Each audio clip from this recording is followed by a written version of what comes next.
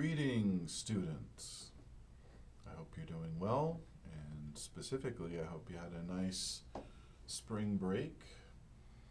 I was able to relax a little bit, which is better than no relaxation, right?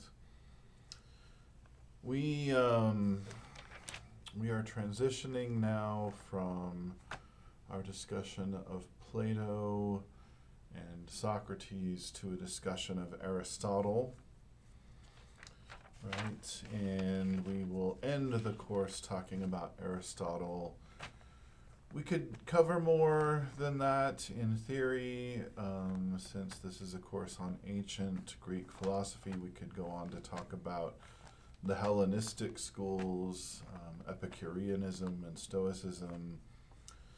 But there's lots to say about Socrates, Plato, and Aristotle, and we did say a little bit about the pre-Socratics, and I think that's a lot, right? So we won't be getting into the Hellenistic schools, and that's okay. We're learning plenty, right?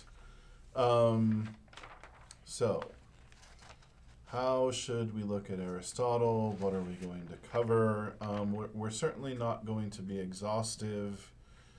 What I've done is I've chosen some texts from Aristotle that will help us make some direct comparisons with Plato that I think will be of interest, right? What we'd really like to do is see some of the important continuities between Plato and Aristotle and some key differences. And so we're not getting anywhere near total coverage of Aristotle, but choosing texts with an eye to making comparisons, right? And of course we didn't really get anywhere near covering all of Plato either, for that matter. And that's okay. You've got to limit things so that you can get through the course and people can actually finish their reading and we can have some definite things to say. What else do we want to say? Here's another way to think about the selections from Aristotle. I've actually kept Parmenides in mind. Now, we haven't really gone back to talk about Parmenides since that first week, but Parmenides has been with us in a way. I know I said at one point, Plato is trying to navigate between Heraclitus and Parmenides. When you think about it this way, Heraclitus is associated with the flux. Everything changes all the time. Parmenides is associated with the idea that being can't really change, right? So the theory of the forms and how the forms interact with sensory particulars, that theory is developed with Parmenides and Heraclitus in mind. And then it's really similar with Aristotle, right? Parmenides is on Aristotle's mind. He's got these really great arguments that show that being can't change. Aristotle can't directly find fault with the arguments any more than Plato could. So he's trying to come up with a theory of change, among other things he's doing, right? He's trying to come up with a theory of change that can accommodate Parmenides' insights. Why does he want a theory of change? Well, he's trying to do science, right? And so was Plato in his own way. Plato was to some extent trying to make theories about why the world is as it is, and one of the things we observe in the world is change. And so Plato, in his own way, was trying to make a theory of change. He was more interested in a theory of the forms, and the forms are eternally the same. So he's a little more Parmenidean, let's say, than Aristotle. Um, but both Plato and Aristotle think, well, there is change. We see it happen. So how do we account for that? And then Aristotle is even more keen on doing this than Plato, because in a way Aristotle is more of a scientist than Plato. Now, modern science doesn't exist in Aristotle's time. We're not talking about modern or contemporary science. But Aristotle is very interested in the world, and he's constantly making observations about the world. He is considered the founder of physics and the founder of biology, right? So he's doing science in his own way, even if it's not contemporary science. And definitely when we look at the empirical world and observe it, we see lots of change. So more than Plato, Aristotle is keen on having a theory of change, of how things change, that actually works. And so the texts that I've chosen from Aristotle help us to understand his theory of change pretty well, or certainly that's the hope. So that's two things then that I'm trying to accomplish by looking at these particular texts. Which particular texts, Dr. Ogle? Well, they're in the syllabus, but the categories, De Interpretatione, Topics, Physics, Metaphysics, and then the Nicomachean Ethics, which doesn't really play a strong role in telling us about the theory of change, although it does tell us about certain kinds of changes. The Nicomachean Ethics is important in making a contrast between Plato and Aristotle, and not so much important in developing the theory of change. Everything I mentioned up until the Nicomachean Ethics is pretty crucial to understanding the theory of change and helping make important distinctions between Aristotle and Plato.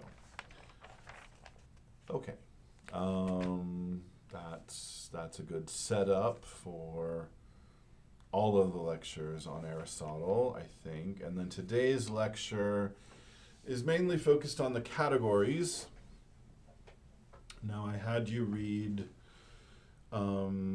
excerpts from the categories and De Interpretatione and Topics, sort of taking them together, right? What we're looking at is Aristotle's theory of argumentation, right? And there are other relevant works too, actually.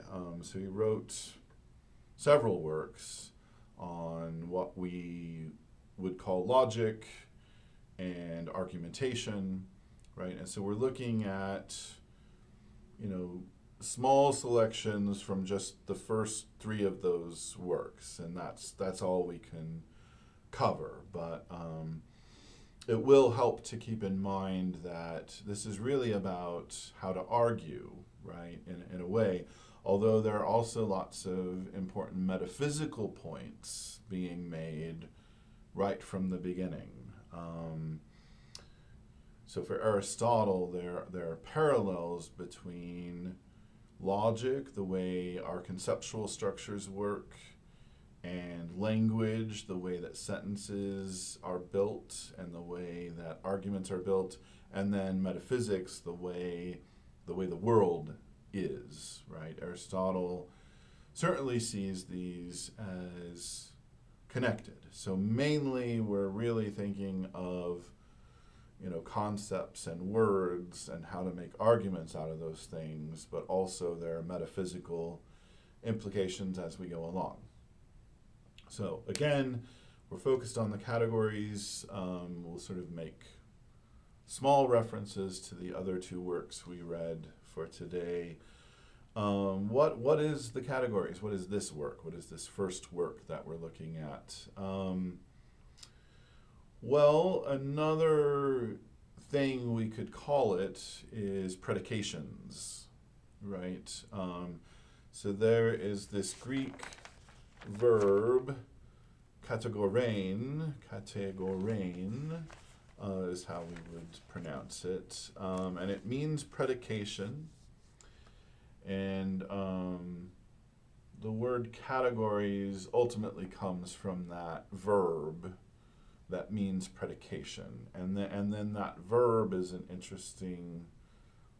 it's an interesting word. It can mean something like accusation. It's an important term in law, right? So to like make an accusation or just make an attribution more loosely, to foist an idea or a quality onto something. You might put it that way. That you can see how that's related to accusation. Well, he's a criminal, right? Over there. Well, this guy wears glasses. Like it's like you're foisting some quality, although that's just one kind of predication, onto some substance, say, right? Again, that's a little narrow when we're dealing with qualities and substances, but I'm trying to give you sort of the flavor of the term right now and why it's connected to the idea of accusation. Well, this is like that. He's a criminal. He broke the law. This bird is feathered, right?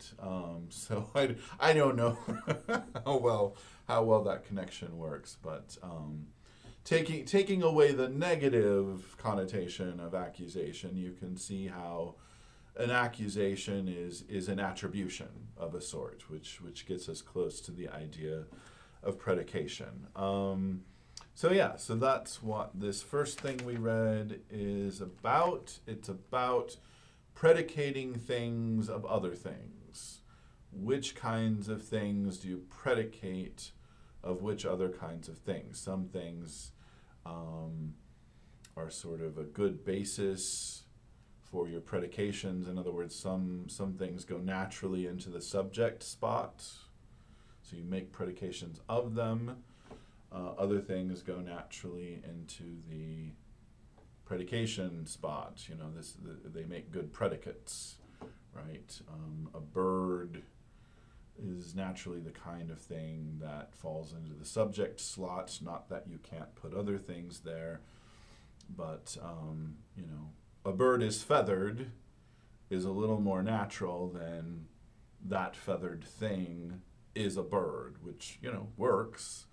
But that's what this book is about. Well, aren't there certain kinds of things that are basic in the structure of predication, like a particular bird or like birds in general? And aren't there other kinds of things that are more parasitic, like featheredness or beakedness, right? Things like that. And so that I'm putting it this way because that helps you see why talking about predication would end up having metaphysical implications. We're sort of already getting into a discussion about what's more basic than what, or what's more derivative or parasitic than what. Okay, let's get into it. So in chapter 1, we get different ways that words can be related to each other. So in other words, the words that are being used, the labels that are being used are homonym, synonym, paronym. Right? Why are we bringing this up right at the beginning? Because we need to think about how to distinguish different words from each other. Because you might think that that's one word, and so that's actually what's getting denied here right off the bat when we talk about homonyms. You have to think more deeply. You can't just say, well, those sound the same, so they're the same word. Well, no, that'll get us confused if that's what we think. All right, so let's talk a little bit about how words are related then, and that tells us, or begins to tell us, how to distinguish words from each other. Okay, so looking at homonyms, Homonyms are homonymous, right? That's the adjectival form. We have like a sort of a standard case and then a more interesting case. So there's this eye in my face, and then there's the eye of a needle, let's say. So that's the same sound and the spelling is the same, but these aren't the same word. Why not? Well, the meaning can't be the same. That's why, right? So this eye is a sensitive organ. It's alive, and it's taking in data, and it's helping me navigate my environment, right?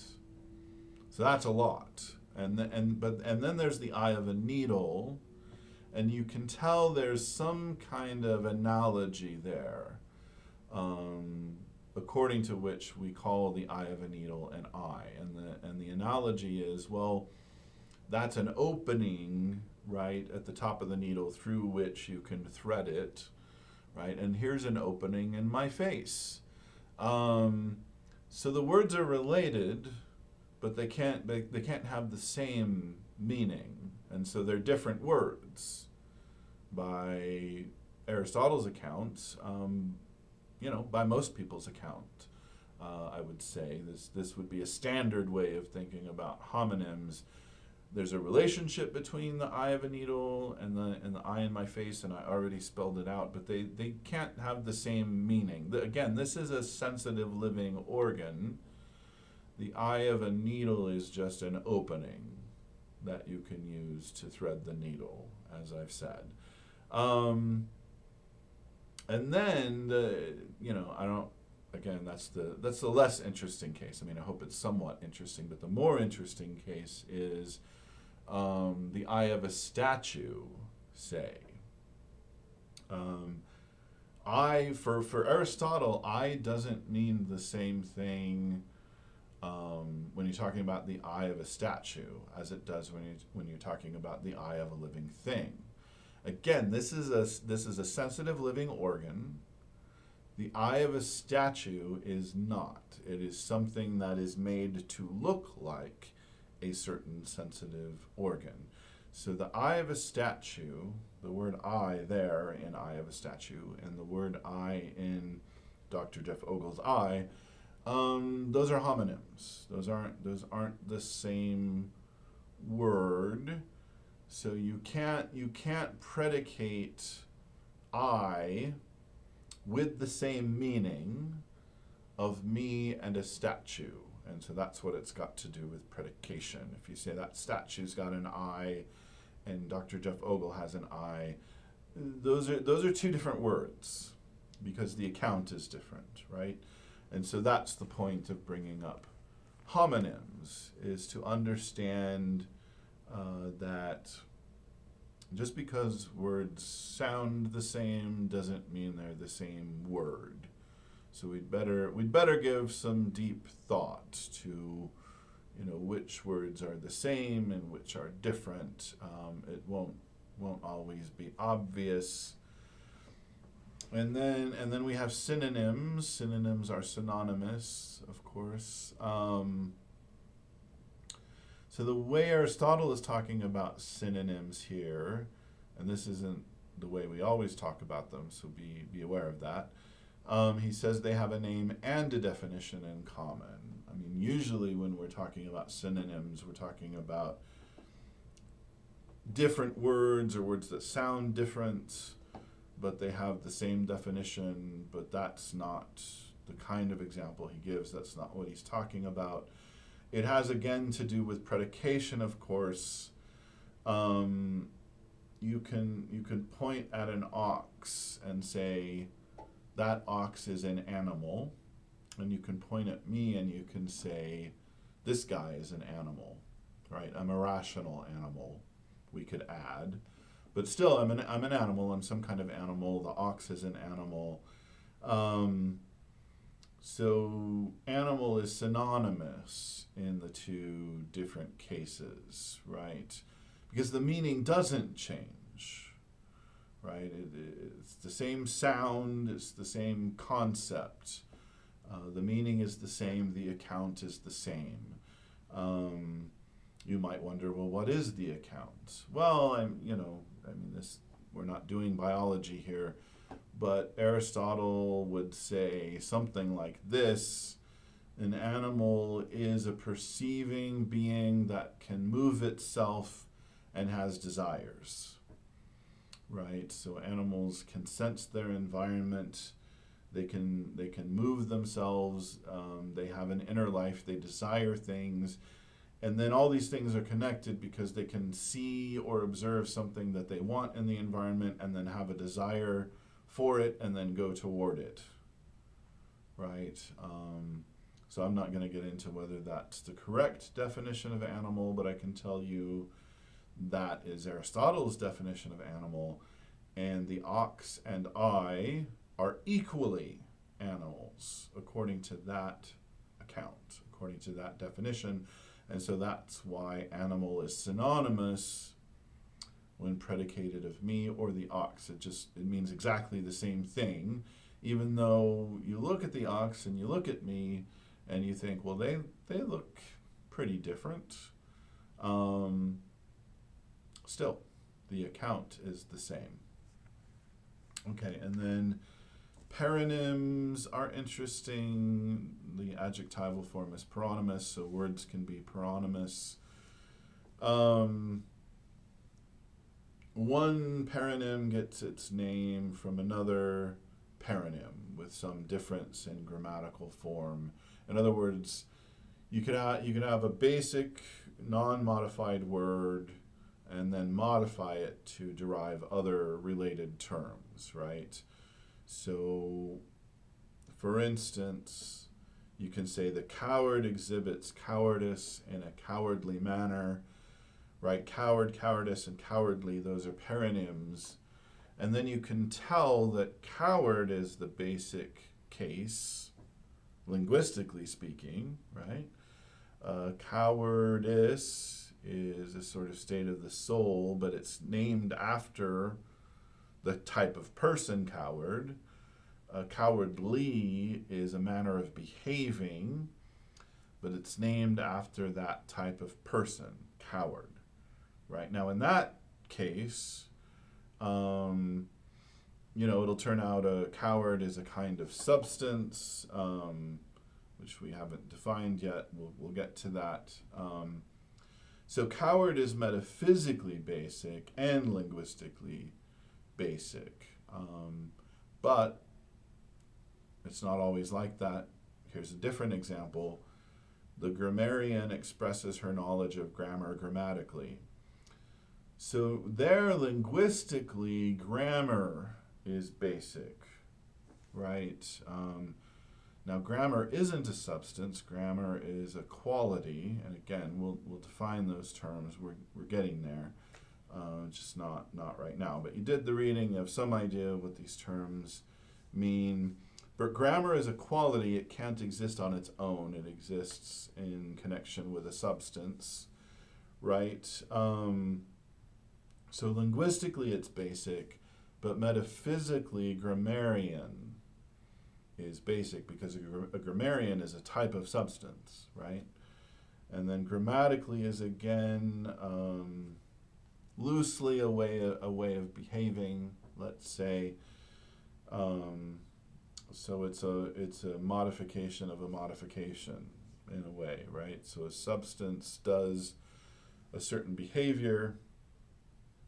That's modification number one.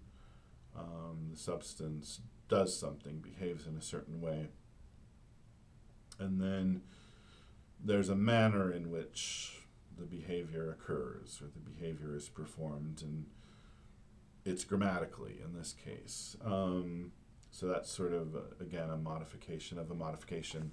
Not quite what Aristotle would say or the way he would put it, but I'm mainly trying to give you the idea here that paronyms help us to understand how some words are built from other words, but we have to be careful about too quickly drawing out metaphysical implications. It's not obvious what the metaphysical implications are. We have to give it some thought, right? Okay, so that's chapter 1. Chapter 2 is about combination. Some things are said in combination, some things are not said in combination, or they're said without combination. What Aristotle really means, apparently, is that there are things that you can say without combination that are meaningful, even though they're not in a combination. And then you can combine them with other things and get a more complex meaning, right? But he never says this, but it seems like in chapter 2 he's trying to figure out what the basic unit of meaning is, right? And typically it's words. Individual words carry individual meanings. So you can say man, or ox, or human, or wins, or runs, and you know what I'm saying. I haven't said nothing. So runs, the word runs by itself is meaningful. It refers to something in the world. And it does that in virtue of its meaning, so it's a meaningful term. But of course you don't have a predication unless you have combination, right? So there's an issue here about how predication works. Well, there are meaningful units, words typically, and some of them get predicated of other words, right? And that's how predication works. And here's where we can make a connection to De Interpretatione, which we're not going to cover by itself, but I want us to do something with it. In De Interpretatione, Aristotle points out that you need combination to have something that can be assessed as true or false, right? A word isn't true or false. And there are cases and there are cases. Like a word could sort of stand in for a sentence in a certain kind of case, but generally speaking, a word can't be true or false. Man isn't true or false. It refers or it doesn't. It happens to refer. Runs isn't true or false. It refers to something, but that doesn't make it true or false. Man runs. Usually if you make a predication, you've got something that could be assessed as true or false. Now, man runs is kind of funny. It's just a sort of minimal predication. So can it be assessed as true or false? Well, I think the way to interpret man runs, just stated in a minimal way, as I said, I believe what Aristotle means is something like, well, man is the sort of thing, or the human is the sort of thing that can run.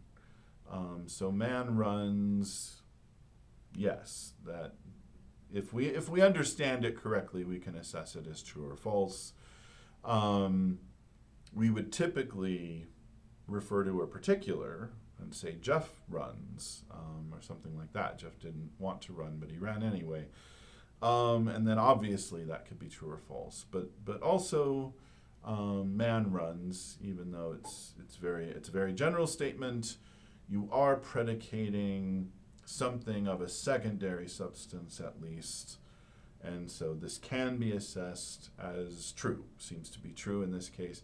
Similar to man wins, it'll sound more natural to say Jeff wins or Jeff won, and it'll be easier to assess that. But man wins seems to mean something like, well, humans are the sorts of things that compete with each other and have contests and then are capable of winning in those contests that they have, right?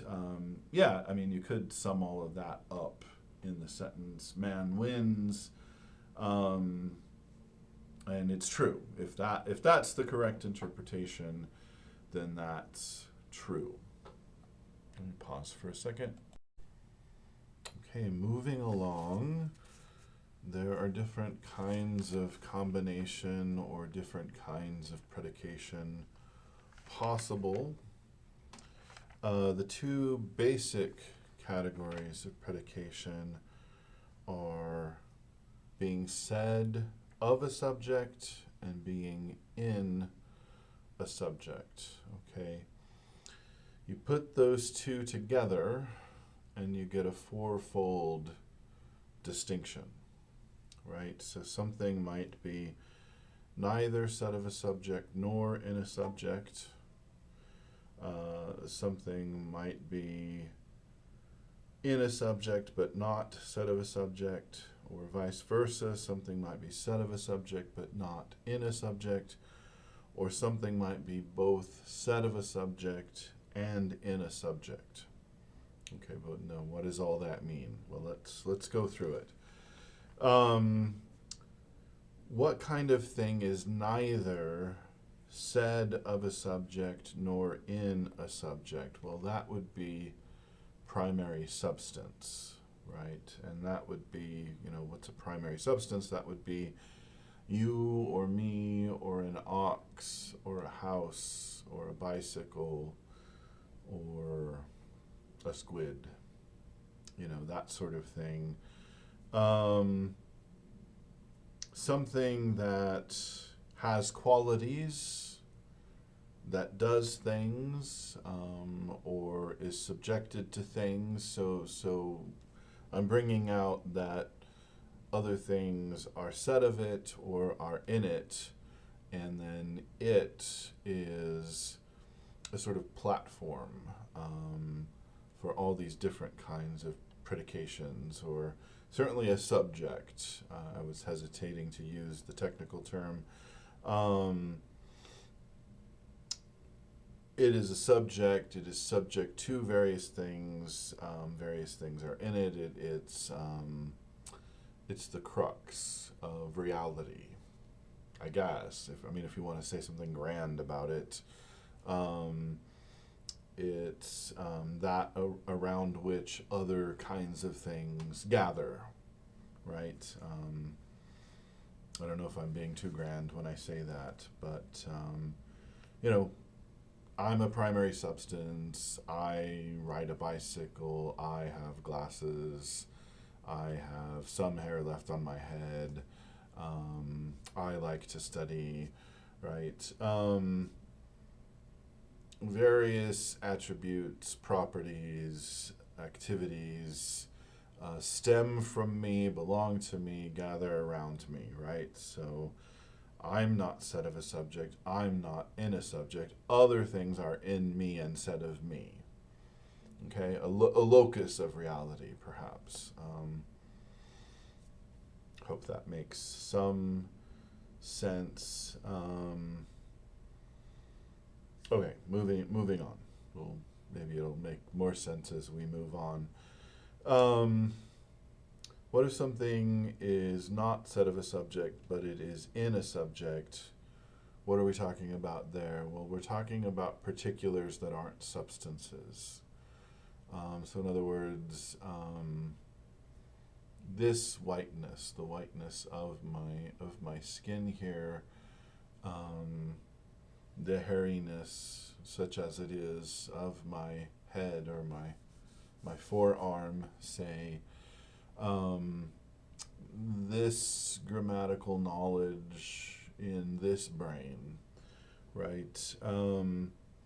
There are particular things that can't exist on their own, and so they're in a subject, but they're not said of a subject, right? Because if you say, typically, at least, if you say Dr. Ogle has grammatical knowledge, you're appealing to the universal. You're talking about grammatical knowledge that someone else might have.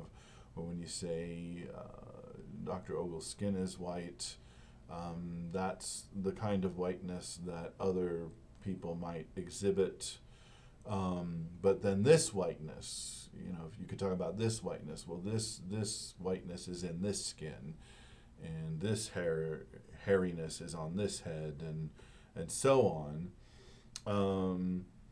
So there are these particular qualities, this greenness, this smoothness of this shirt. There are particular qualities that have to inhere in other things. They can't exist on their own. So they're not substances, but they are particulars. They're particular properties that belong to particular things. So that's the sort of thing that's in a subject, but not said of a subject. What about the reverse case? What about something that's said of a subject, but's not in a subject? Well, that would be a secondary substance. So in other words, you could say bikes are vehicles, right? And when you say, they are vehicles, that's a type of thing, and you can make a further predication. Vehicles get you from one place to another, right? So vehicle is like a primary substance, but it's too general to exist on its own. So, there's an account of it. You can predicate things of it. A lot of vehicles have wheels. You could say that's what they're like. So you can predicate things of them, right? And so they're not in things. They're too basic to be in things, but they're also too general to have the kind of existence that particulars do, right? So another example, I'm sure we need another one, is animal. I'm an animal. My dog Bacon is an animal, okay? Right, this might remind us of the earlier discussion. I'm an animal, an ox is an animal. Notice that we're saying animal of different subjects, so it's said of a subject, but my animality isn't in me, not in the way that we mean when we say, well, this whiteness is in this skin and this hairiness is on this head. Animality isn't located in me. That doesn't make sense. It's just that I share in animality. I satisfy the requirements of animality in that I perceive and I move myself and I have desires, right? We mentioned that stuff earlier. So it's rightly said of me that I'm an animal, but my animality isn't in me. And a different way to think about that is, well, animality looks different in an ox and a person, and then again in a squid, right? Now, whiteness and hairiness look, somewhat the same, roughly equivalent across different persons, and so they're more rightly said to be in a subject. So animality somehow is more general than that, right? And that's what makes it a secondary substance. We wouldn't use the word animality quite as a secondary substance. We just say an animal.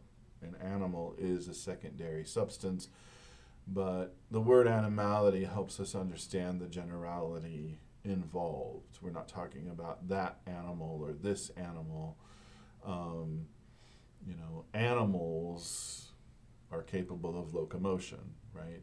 Again, we can predicate things of them, so they're somehow basic, but also too general to exist as particulars, so they're secondary substances.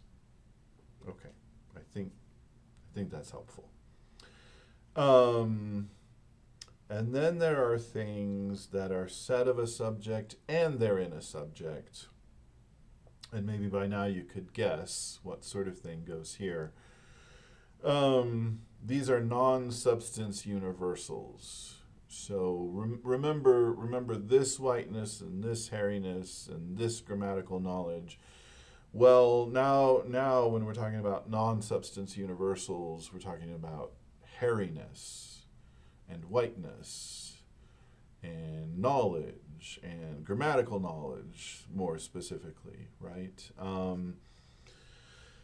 So these are universals in that they're shareable, in that lots of things have whiteness, and lots of things have hairiness, and lots of things have grammatical knowledge, and lots of things have knowledge, right? So they're universals, they're shareable, but they're not substance universals, right? A secondary substance is a kind of universal, right? Because lots of different things are animals.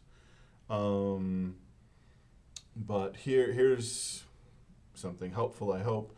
Animals could be hairy or not hairy, right? So animal is a secondary substance in that, well, some animals are hairy and some animals are feathered, right? And so the animal is playing the role of subject. It's somehow more basic than something like being feathered or being hairy, right? So featheredness and hairiness are non-substance universals. They don't exist without a substance, even if it's just a secondary substance. Now, a secondary substance can't exist if no particulars exist, but still, right? Somehow I tried to bring it out already. It's more basic than something like hairiness or featheredness, or having knowledge, right?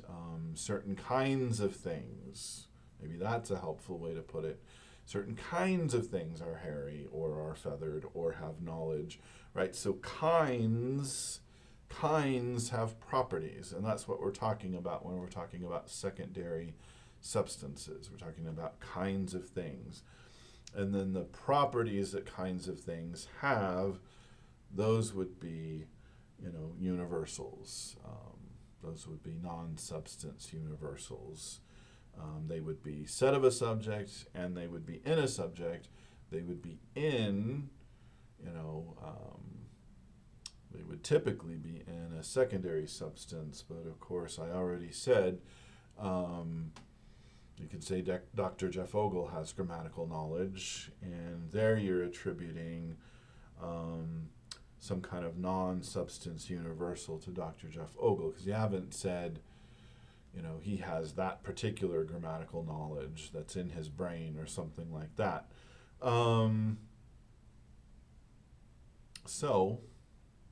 Right, non-substance universals have to inhere in a substance, whether primary or secondary.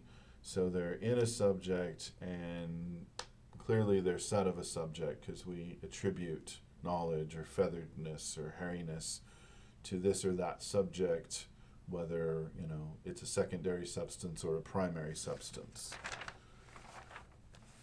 Told you we'd get into metaphysics. Okay. Let me make a different kind of point here. We can get a good grasp of some key differences between Plato and Aristotle by pointing out differences between participation and predication, right? So remember, particulars participate in the forms. So I hope you see a connection between participation and predication. Predication involves primary or secondary substances. Primary substances are particulars, of course. It involves primary substances getting universals attributed to them. So participation is close to a certain kind of predication, but of course predication is broader, and so perhaps because it includes more things of different kinds, it captures reality better, right? And that's something we want to think about. So let me give you an example of that. And by the way, I was going to make a linguistic point. I might as well go ahead and make it. Participation in the Greek is metechein, right? Just so you know, so that's a specialized term that Plato is using. Aristotle is using the word kategorein, and you can hear the word category in there, right? I hope. Kategorein is the verb that's being translated as predicate, right? And so they've got their two different key terms with different etymologies, and the terms cover different things. But here, let's get to an example so we can better appreciate the differences between participation and predication. So, you take Brad Pitt, for instance, right, who's known for being a handsome guy. Let's just call him beautiful because there's a form of beauty that we've already talked about, right? And I'm sure there's a form of handsomeness as well, but let's, make the conversation more continuous. Let's say Brad Pitt is a man and Brad Pitt is beautiful, right? From the participation perspective, I didn't mean to say it that way, from the perspective of participation, from Plato's perspective, these aren't different kinds of participation, right? Brad Pitt is beautiful in the same way that Brad Pitt is a man, or Brad Pitt is a man in the same way that Brad Pitt is beautiful. Plato's not making a distinction there. There's a form of beauty, there's a form of man or manhood, I don't know what Plato wants to call that, and Brad Pitt just participates in both, and there's no difference, or at least Plato never states a difference between the way that Brad Pitt participates in manhood and the way he participates in beauty, right? And then that might not seem like a problem, but then look at how Aristotle captures something important by making a distinction there, right? So beauty, in Aristotle's terms, would be a non-substance universal. But man would be a secondary substance, right? And what does that tell us? Well, actually it has an important implication, right? So Brad Pitt is a man, and that is a secondary substance, and that means that Brad Pitt shares in the account of man, right? In other words, the definition of man is attributed to Brad Pitt. When we say Brad Pitt is a man, we're saying he satisfies the definition of man. Just like when we say Brad Pitt is an animal, I mean that has weird connotations, but if we just say it, as a literal statement, he's an animal and he shares in the account of animal. He perceives, he moves himself, he has desires, right? And then when we say Brad Pitt is a man, we say, well, he's a rational animal, so he has those animal qualities we just mentioned, and he has a rational nature, right? Now, if you took Brad Pitt's manness away from him, right? Say a Gorgon turned Brad Pitt to stone. Okay, he's not a man anymore, and he's also not Brad Pitt, right? Now there's just a statue where Brad Pitt was, right? So Brad Pitt has lost his essence if Brad Pitt gets turned to stone and is no longer a human or no longer a man, right? But then what if Brad Pitt gets in a horrible accident and is disfigured and loses his beauty? Well, he's still Brad Pitt, right? So it makes sense then that there are two different kinds of predication here, right? If Brad Pitt is no longer an animal or no longer a man, then he's no longer Brad Pitt, because when we correctly attribute manness or animality to Brad Pitt, we say he satisfies the definition, right? And then when he doesn't satisfy the definition anymore because he got turned to stone, well, he is also not Brad Pitt anymore, right? But then beauty isn't a substance. It's not a secondary substance. It's not any kind of substance. It's a non-substance universal. Brad Pitt could be beautiful or not and still be Brad Pitt. I mean, we might talk as if, well, if he's not handsome, then he's not Brad Pitt. We talk that way, but that's not literally true, right? If he literally got into a horrible accident and was horribly disfigured, he would still literally be Brad Pitt, right? So Aristotle has captured something that Plato failed to capture, or in other words, the notion of predication and the way that Aristotle has broken it down and analyzed it into different kinds of predication, that really has captured something that participation didn't capture. And that doesn't mean that participation is the wrong theory or it's bad. It does mean that Aristotle made progress, and so if you wanted to be a Platonist, you might pay attention to what Aristotle had done and then try to refine participation, right, to capture the nuances that Aristotle captured with his own related notion. By the way, in terms of the topics, right, which is about different kinds of arguments, beauty is a coincident, right? It's a certain kind of property. It's a coincident property, which means what we've already said, except I'm just trying to tell you what the technical term is. It means that Brad Pitt could have the property or not have the property. It's coincident with him right now. And then after the disfiguring accident, it's not coincident with him.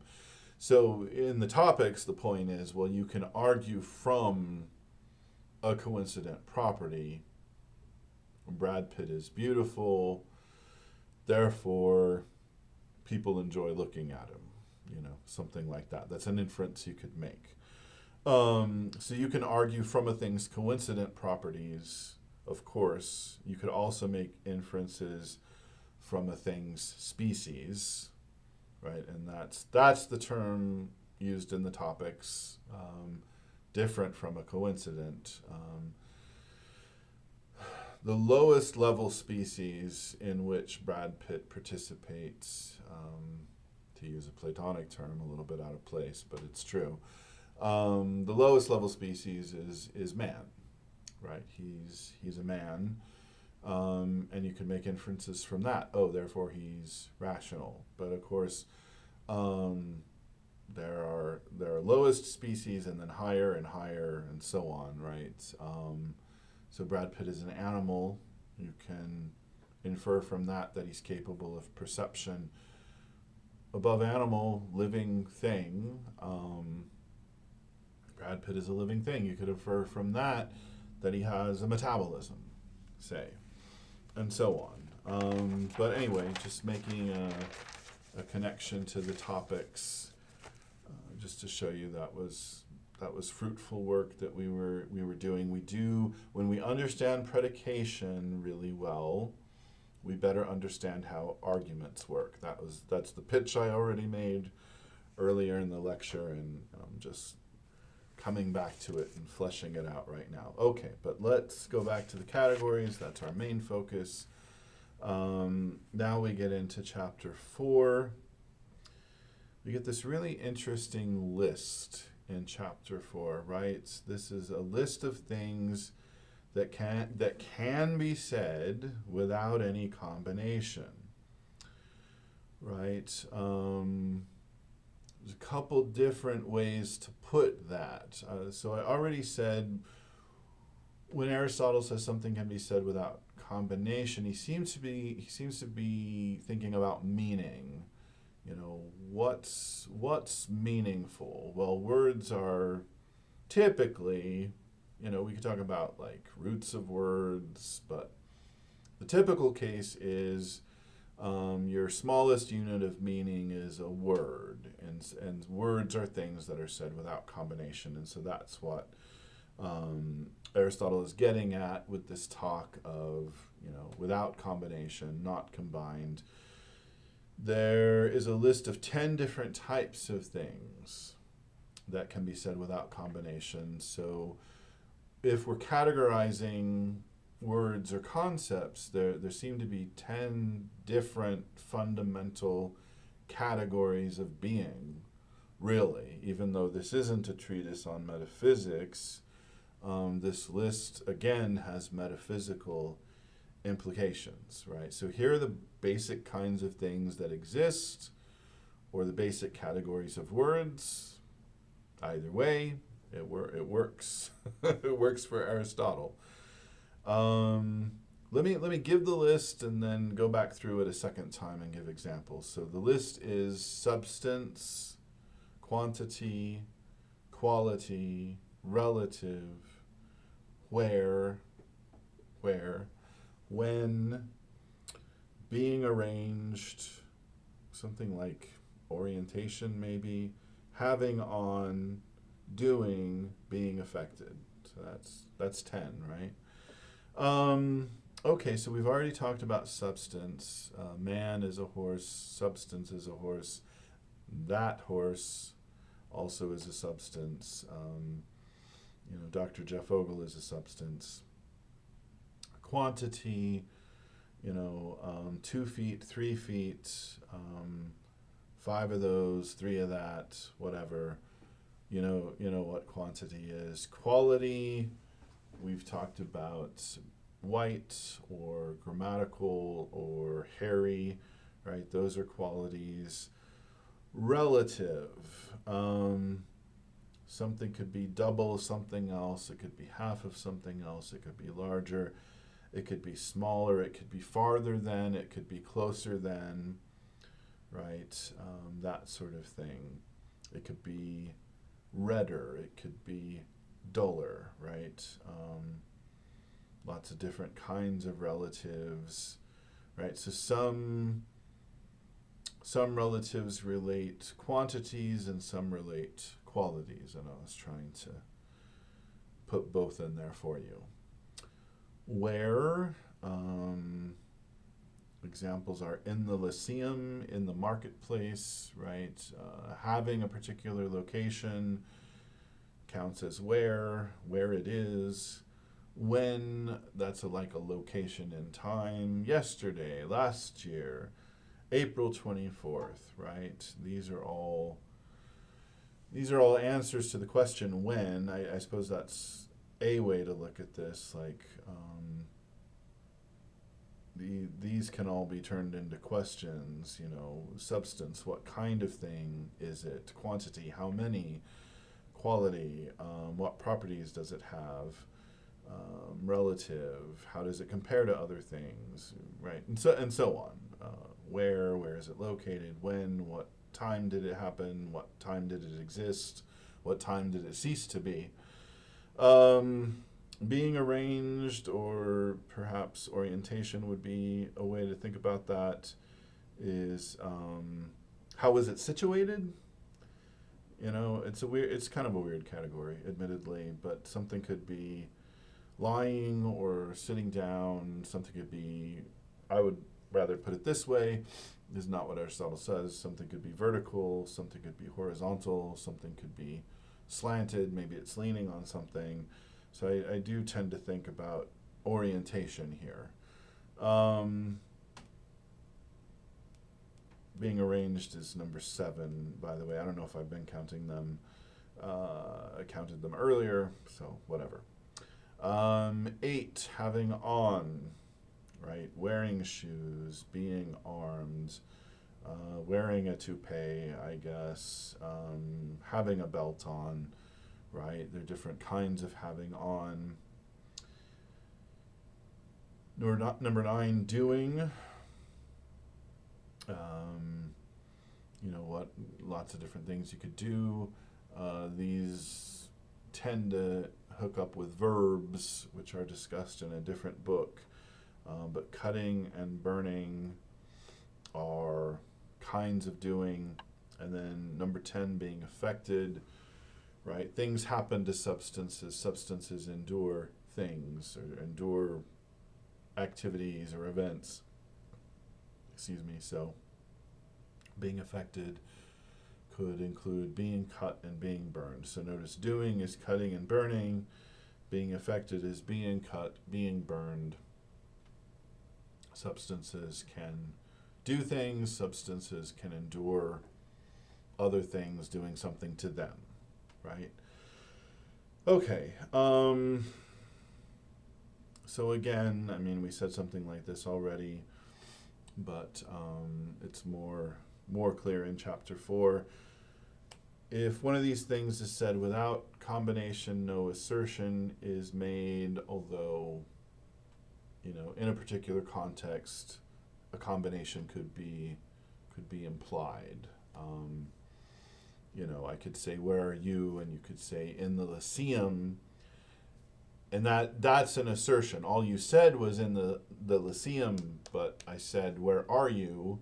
And that was your answer.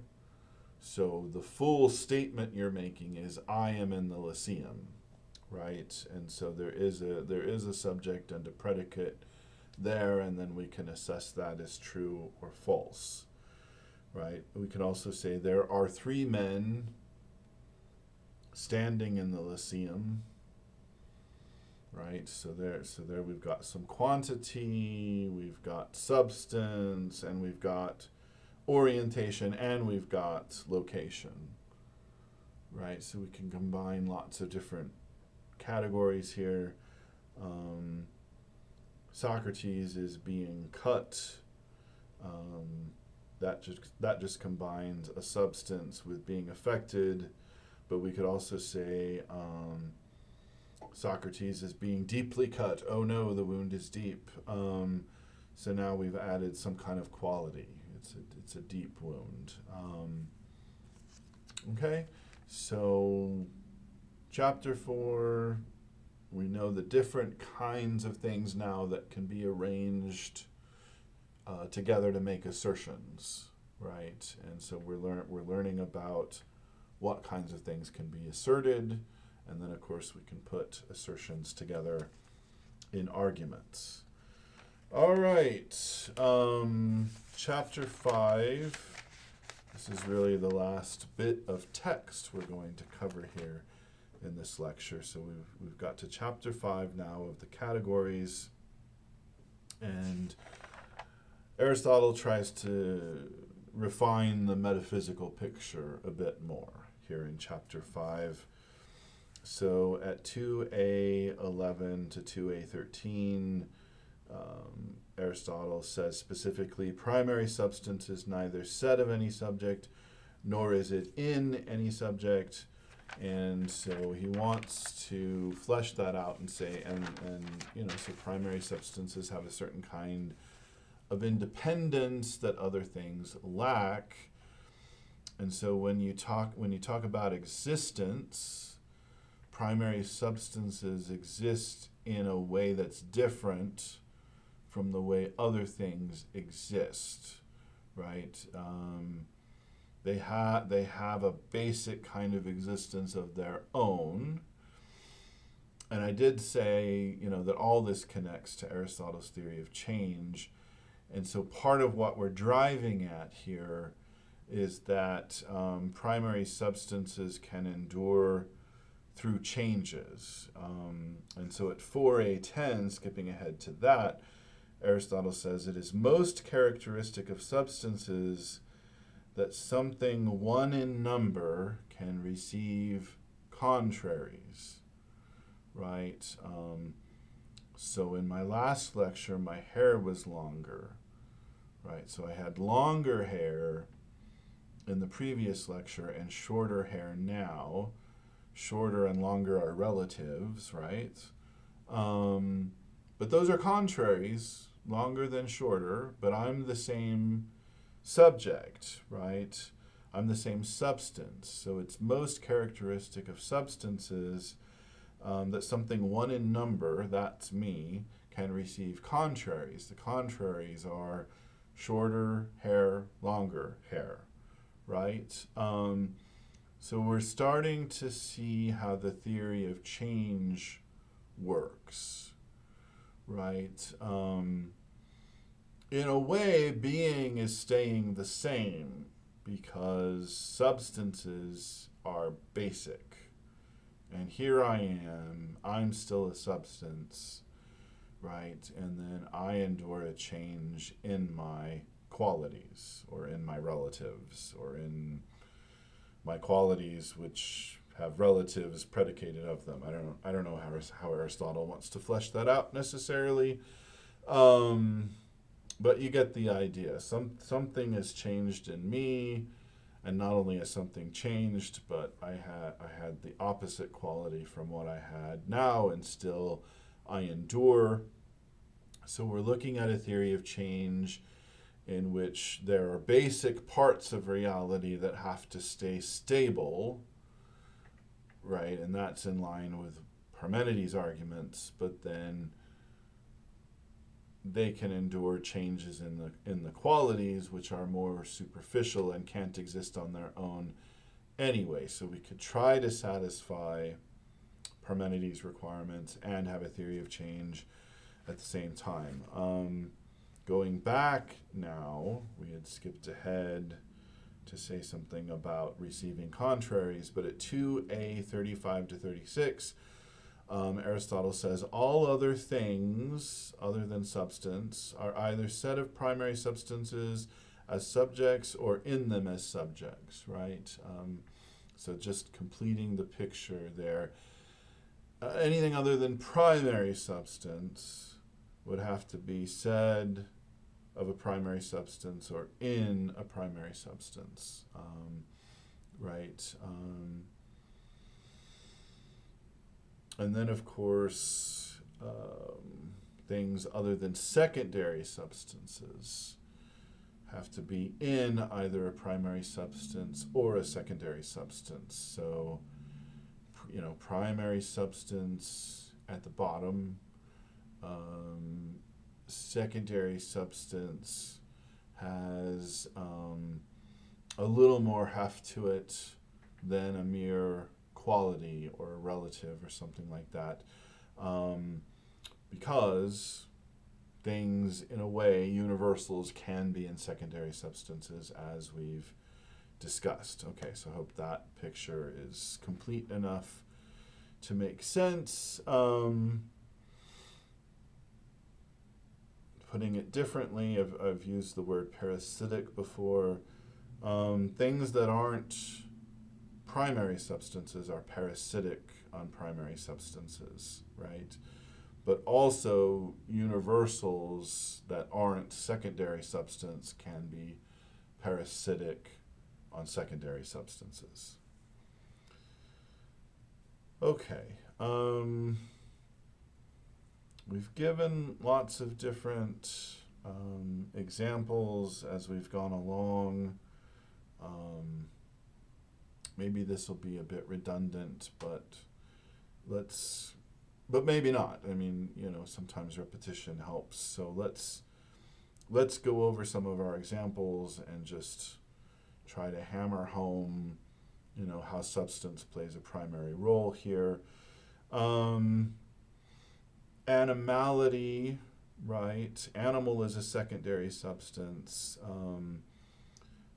That's where it fits in. So animality in the scheme of reality isn't totally basic, and yet it can support other things, right? Animals have perception.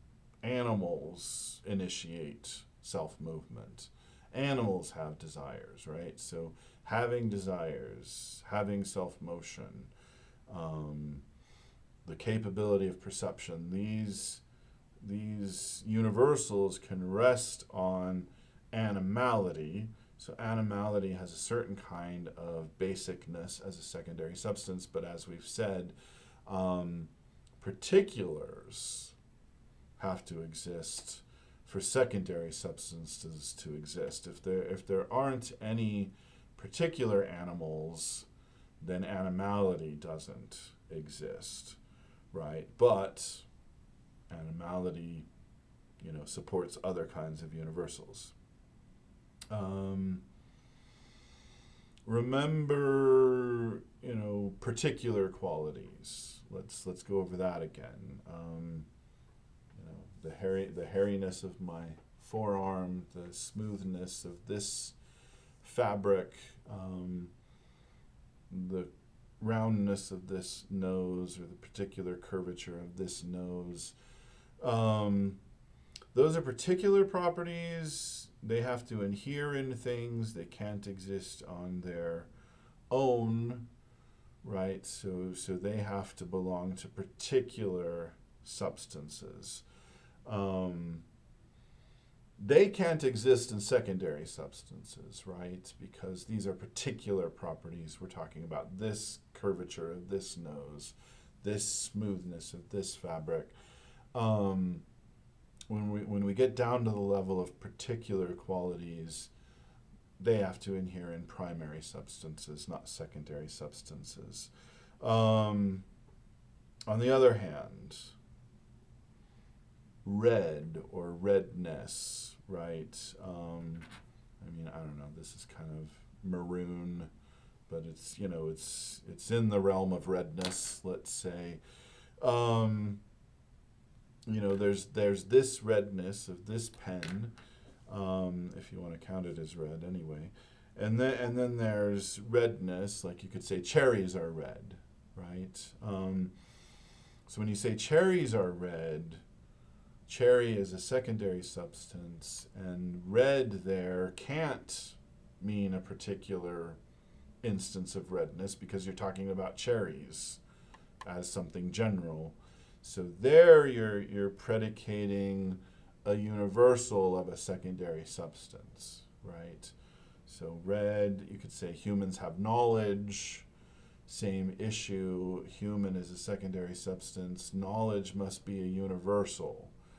Dr. Jeff Ogle can have that bit of historical knowledge about Heraclitus. He likes to think he knows a lot about Heraclitus. Humans have knowledge, and some humans have knowledge of Heraclitus. Even there, knowledge of Heraclitus is meant as a universal because it's not my knowledge of Heraclitus. It's just some humans have knowledge of Heraclitus, so that's a completely universal attribution all the way through. Secondary substance is a universal, and then you're attributing a universal property to it. And I'll remind you what I said before, universal means shareable, let's say. I think that would be a good way to construe it here.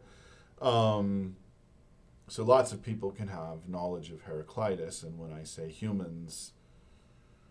some humans, maybe I'd better say it that way, some humans have knowledge of Heraclitus, I am talking about something shareable. But then when I talk about this knowledge of Heraclitus or my knowledge of Heraclitus, then I'm talking about something particular. Okay. Also, as Aristotle points out, we're getting near the end of what we need to talk about here.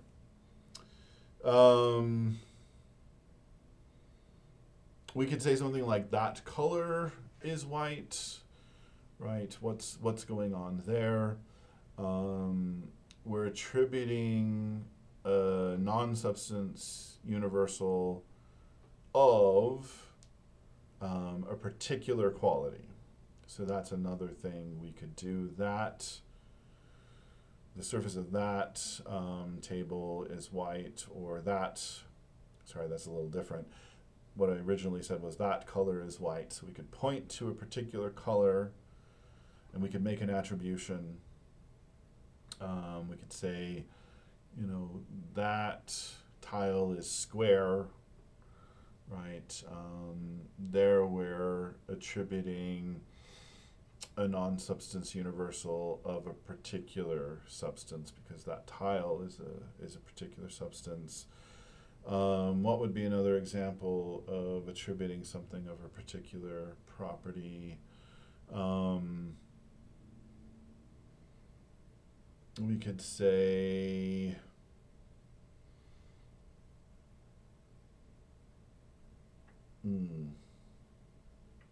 okay, I caught myself off guard a little bit, but what could we say? Well, this redness is a bit of a maroon color, right?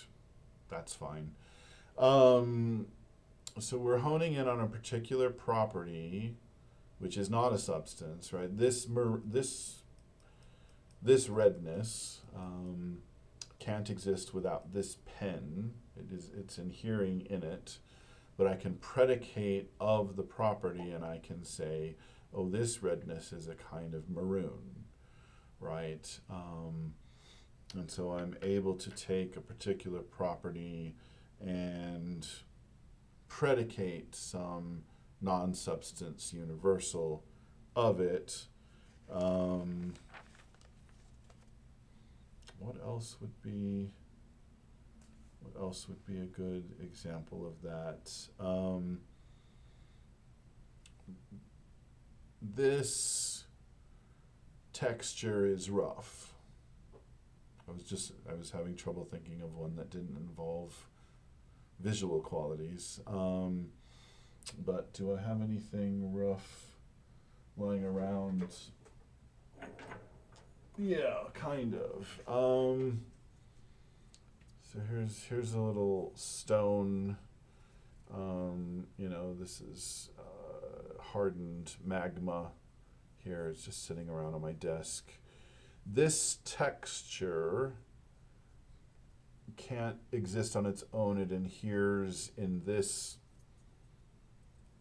stone, which is a substance. Right, so this texture is a particular property, and then I can tell you, you'd have to come to my office to experience it for yourself. This texture is rough. So there I attribute a non-substance universal to it, because lots of different things can be rough, right? Like this presentation is rough. And of course, roughness doesn't have the same definition in those two cases, but there's an analogy between the different definitions. And really our final point. Of primary substance, we can say that it is. Right? We can just stop at is. We can say Dr. Jeff Ogle is. We can say that tree is. You remember my dog Bacon? We can say Bacon is, and we can just stop there. You can't in the same way say whiteness is, right? You can say that whiteness is. Although it only is because it inheres in something else. But the primary things that are particulars. So Dr. Jeff Ogle is, Bacon is, you are. If you're watching this, you are. You exist. Right? And then